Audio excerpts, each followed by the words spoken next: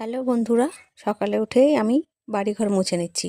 বাসি কাজ সেরেই চলে যাব স্নানে, এবং স্নান থেকে এসে আমি কাপড় চোপড় ছেড়ে চলে আসলাম সিঁদুর দিতে।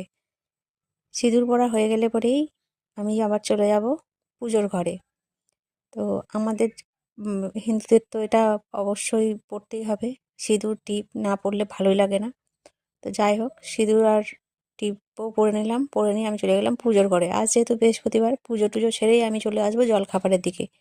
জলখাবারে আজকে আমি নিয়েছি ছোটো ছোটো করে আলু এবং পেঁয়াজ কেটে, যেটা পাঁচফোড়ন কালো জিরা সোমবারে দিয়েই আমি পরোটার সঙ্গে করে নেব। তো এই যে দেখতে পাচ্ছ যে আমি বসিয়ে দিলাম রান্না করতে। তো জলখাবারের জন্য এই আলুর তরকারি বসিয়ে দেবো, এটাতে কোনো মশলা দেব না, হলুদ লবণ দিয়ে বসিয়ে দেব। বসিয়ে জল দিয়ে ঢাকা দিয়েই আমি চলে যাব আটা মাখতে। তো আমি এখানে আটার ব্যবস্থা করে নিচ্ছি, যেহেতু পরোটা হবে তাই জন্য আমাকে ময়ামটা দিতে হবে।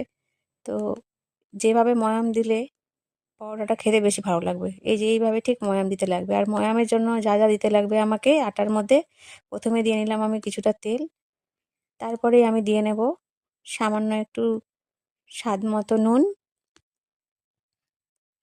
এই যে দেখতে পাচ্ছ, নিয়ে নিলাম স্বাদ মতো নুন এবং কিছুটা চিনি। এখানে খাবার সোডাও দিয়ে দেওয়া যেতে পারে, কিন্তু আমি দেইনি। তো হয়ে গেল, এইভাবে ময়াম দিয়ে আমি আটা মেখে নিলাম এবং এক সাইডে আমি পরোটা রেডি করে নিলাম। হয়ে গেল আমার পরোটা এবং তরকারি। তো ভিডিওটা কেমন লাগলো? ভালো লাগলে অবশ্যই লাইক, কমেন্ট, সাবস্ক্রাইব।